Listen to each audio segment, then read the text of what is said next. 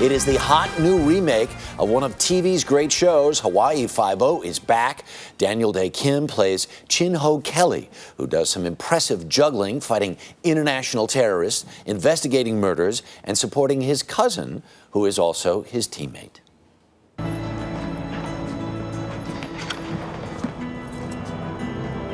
You really proved yourself out there today. You've earned this.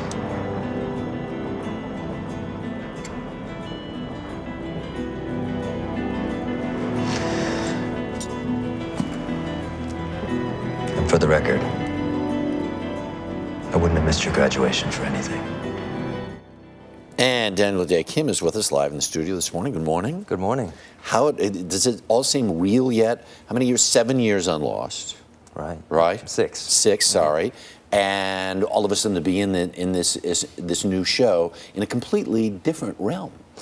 Yeah, it is a little bit odd. You know, it's a completely different realm, but it's still on the same island. And it was a little bit strange for me to kind of be going back to the same locations where we shot so many important scenes for Lost, but with a whole new crew, with a whole new cast, and under very different circumstances. And didn't I read this correctly, that you were finishing Lost as the pilot was being shot for 5-0, and there's a very dramatic end to Lost, and you're trying to run over and do this pilot all at the same time? That's right. As we were shooting the scenes in the submarine, and I guess I don't want to spoil it for those of us who haven't seen it. 7 people who didn't see it. Right.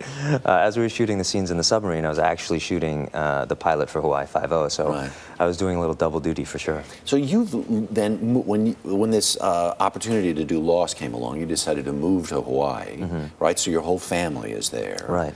And how great was it then when you had this job opportunity to do Hawaii Five-0, to be able to stay? You know, I feel incredibly fortunate. To be able to be on 2 quality shows, regardless of where you are in the world, is very lucky. And then to have them both be in Hawaii is, I don't know what the odds are of that, but I bet they're pretty slim. You must be looked at then like as almost the local, because you've lived there for so long. You sort of know what's up.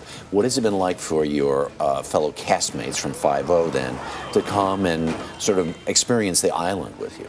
Well, I'm glad to be... Islands, I should say. Oh, well done. No, I'm glad to be able to kind of show them around with what I know. You know, I remember when we first moved to the island, and the cast of Lost first moved to the island, we didn't know anyone, and so we hung out with each other and just kind of explored together. It would have been great to have a little tour guide or a little host to kind of show me the little quiet spots to eat, and so I was happy to do that for them. As you're just come back to the mainland now in the last day or so, what was it like when the show finally aired last Monday night, and then everybody on the, everybody in Hawaii got a chance to see it?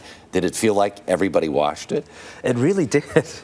I guess, there was an awareness of it nationally, but in Hawaii, it's the namesake show, and so everyone has an opinion about how Hawaii Five-0 should go. And as a matter of fact, I walked home after one day of shooting, and there was a note in my mailbox from one of the neighbors who had said, I really enjoy your show, but please tell Scott Kahn to speak up. And I thought, wow, everyone. Have you shared that with him yet?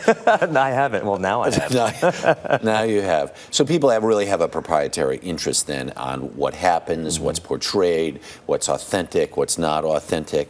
Absolutely. From everything to the locations to how we speak Pidgin to the use of the Hawaiian language, they're very, very opinionated, and they want it to be as authentic as possible. Yeah.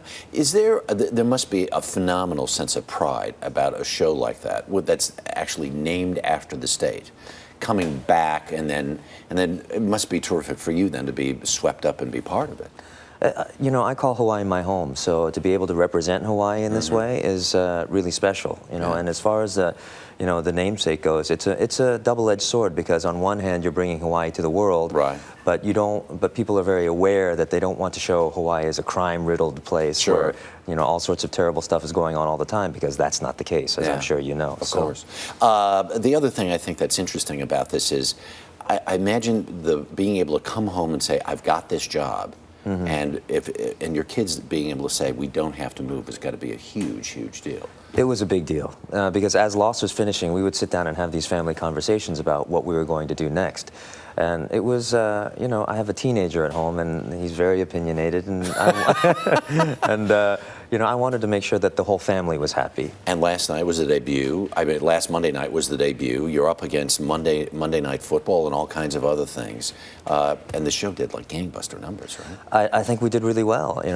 We're thrilled. I thought CBS did a great job of boosting us as much as they could, and I'm glad we have a product that we can all be proud of. That's very, very cool. And you have family here in New York City as well as Pennsylvania. That's right. So they're going to come. They're going to come see you. We'll have lunch in rainy New York. There you go. Thanks very much for stopping by. I really appreciate it.